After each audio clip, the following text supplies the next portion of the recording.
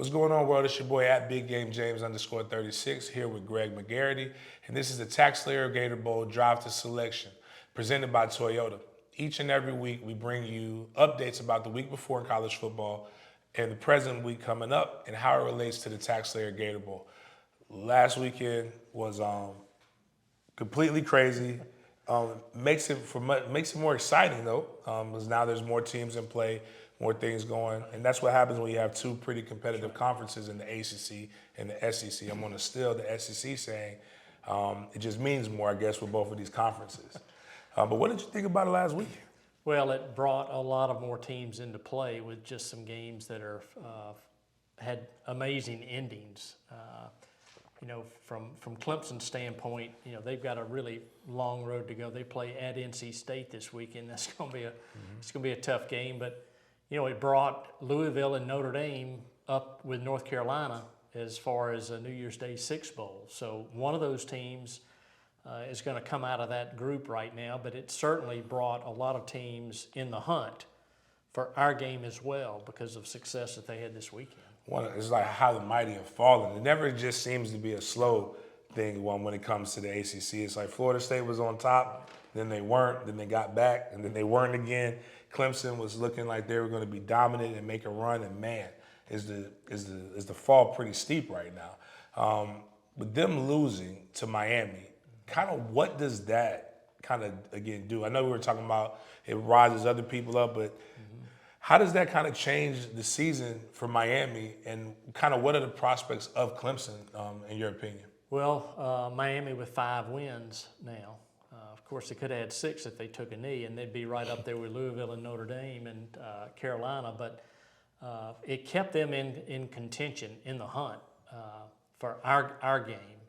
Clemson's got some work to do because they just have 4 wins overall. They've got a tough game this weekend. They still have Notre Dame out there. So, these teams that we're selecting have to be within a certain amount of games, total games won, not just conference play, but total games won to be in our premium pool for our game.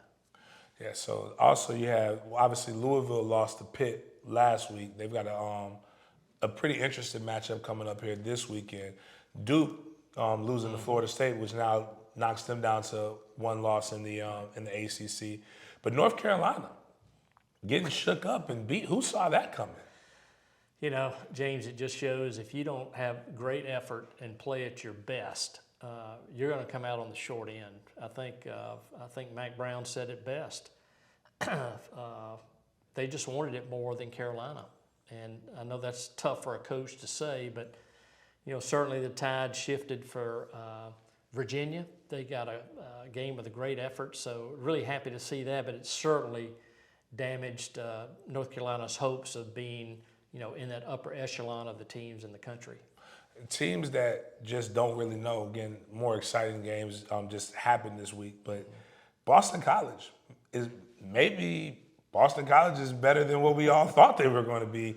Constellanos, however you say his name, is actually a pretty darn good quarterback. But that Georgia Tech game was pretty exciting. And actually, probably does that make, if BC kind of wins out, could they be a dark horse to come here? I'll tell you what, that's the great thing about it. We're entering week 9, and there's so much at play, with 13 weeks to go in a season. So some teams can get hot at the end, as we saw with South Carolina last year, got hot at the end and had some great wins. So I think the exciting thing is a lot of teams have a lot to play for, and there are no teams that are totally out of it on either side of the ledger.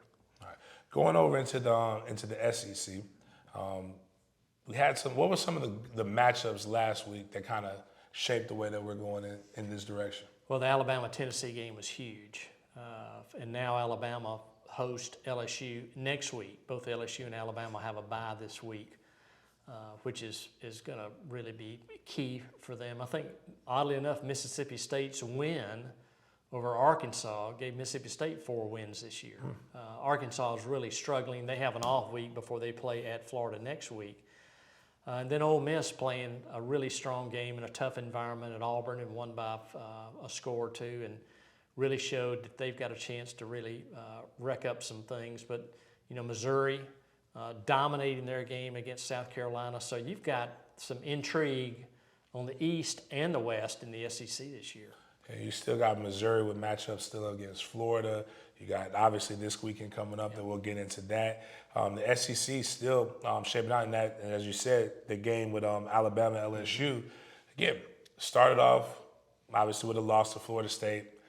A very exciting loss to Ole Miss, but it's crazy to see how things change with Jaden Daniels possibly being one of the best players in the nation, on the best offense in the nation.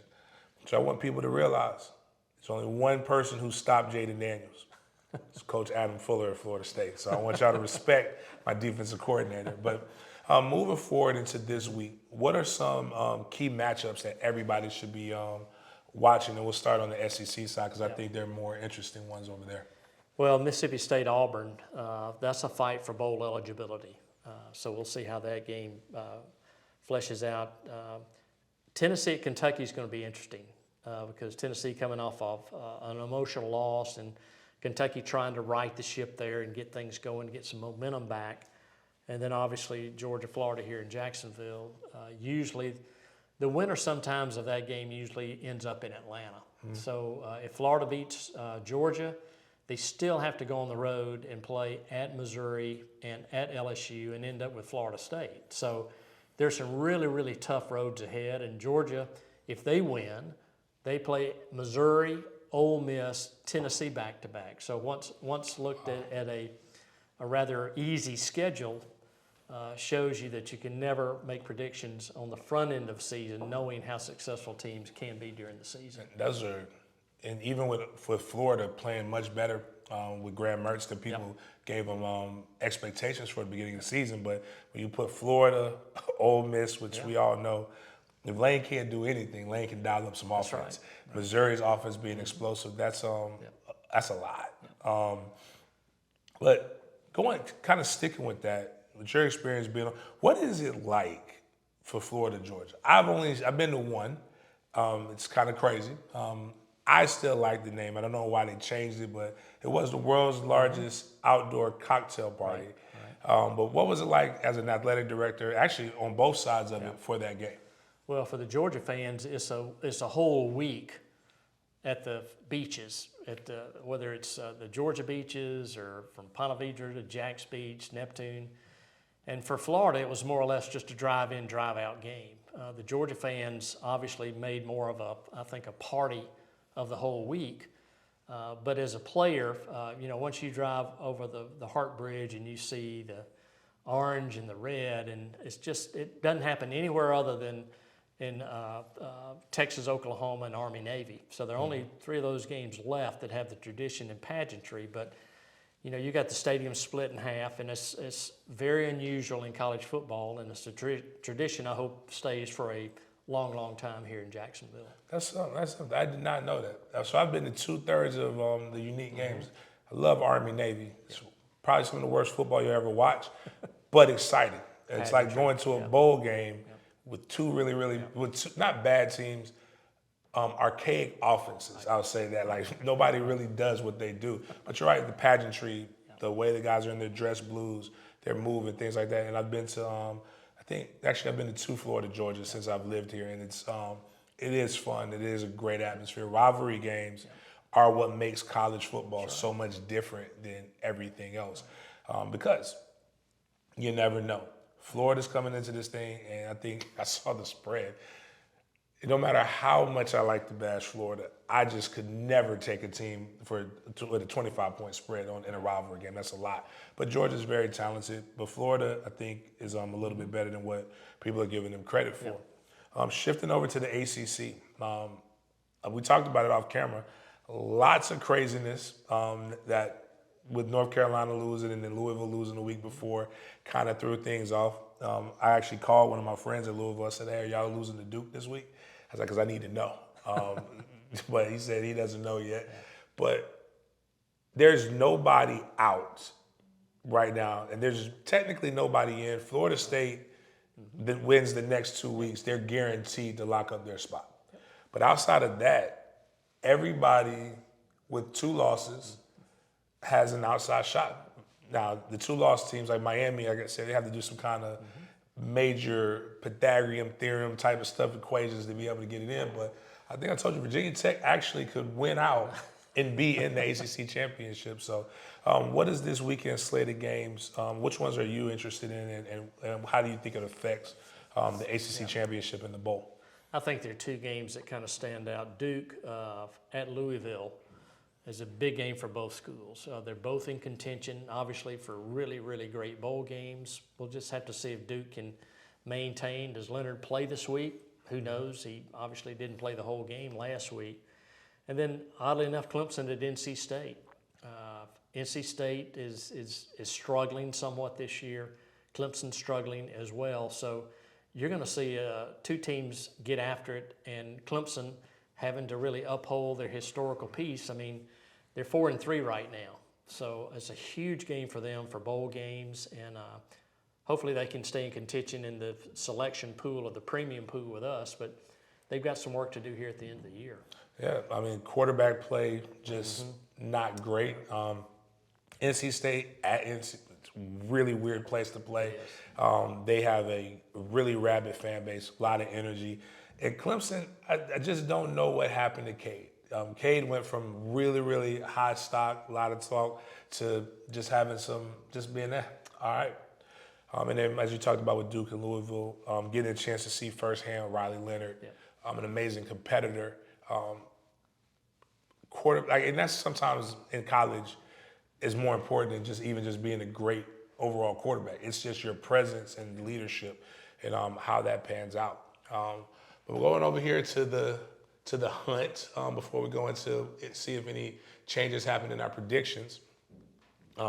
We still have only two teams that we believe will be in the college football playoff. That's Florida State, Georgia. That hasn't changed.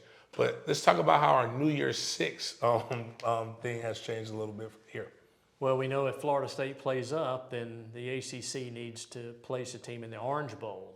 And so, they're going to take the next best team, probably the highest ranked team that's going to be in the bowl standings at that point in time. And right now you've got Carolina, Louisville, Notre Dame, and that are kind of still in play. And all three of those teams obviously will not go to the New Year's Day Six. So those two teams that don't qualify for the New Year's Day Six would drop into our pool. So our pool has grown significantly. We think there are 8 teams in the ACC and 8 teams in the SEC. So a lot of movement there, but that board will change pretty quickly week to week as teams either work their way in or work their way out of our bowl game. And some interesting things here as far as the obviously Alabama's the only other team in the SEC that we believe can be there, unless LSU. We'll know more when LSU plays Alabama. But Wake Forest now looking like they may have an outside shot. Miami, who knows? Again, that whole in the hunt thing could potentially change because they could be in the ACC championship game. Going here to the predictions, I actually like 2 of these. One of them, I'm going to have you explain again because I think that would be like a perfect matchup for Jacksonville. But we'll explain it in a little bit. But Clemson LSU, that should be if Clemson's able to kind of right the ship, that would be an explosive game. 2 teams that have traditionally been pretty good, 2 coaches that are media friendly, and 2 good fan bases. That's from the colors and the scratch out. That looks like a new one right there. It's new. I think you're seeing some common names pop up. Duke's on 4 of the 7 that we list.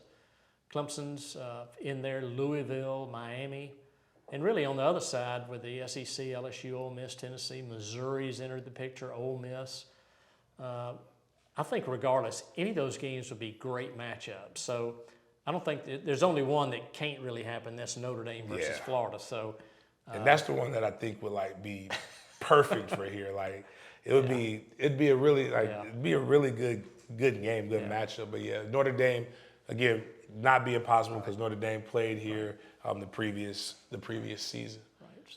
So we'll see. It's going to be interesting. But that board too will fluctuate, and some have been pretty consistent throughout the whole time. But certainly things as we get towards the end with 4 weeks after this weekend, it's really going to take a lot of changes on the board.